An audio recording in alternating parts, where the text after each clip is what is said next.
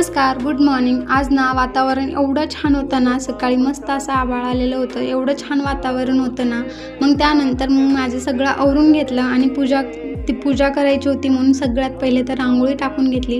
रांगोळी टाकून झाल्यानंतर देवपूजेसाठी फुलं तोडून घेतले। आता दारामध्ये एवढं मोठं झाड आहे तर एवढी छान फुलं निघतात। त्यानंतर मग मी स्वयंपाकाला लागली आणि आज बनवायचं होतं फक्त भाकरी आणि बेसनचा काही मी व्हिडिओ घेतला नाही, पण छान असं भाकरी बनवल्या होत्या। मस्त फुगलेल्या भाकरी असतात चुलीवर, छान होतात बरं का।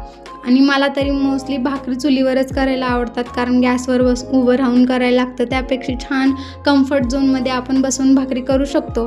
मस्त असे टम्म फुगलेल्या भाकरी बनवल्या आणि भाकर कशी वाटली मला कमेंटमध्ये नक्की सांगा। आणि मग सगळं काम आवरून झाल्यानंतर मी आणि पोरांनी दुपारी असं छान असं जेवण करून घेतलं आणि अचानकच एवढा पाऊस आला ना की पावसाने सांगायलाच नको। आणि व्हिडिओ आवडला चॅनलला नक्की सबस्क्राईब करा। बाय।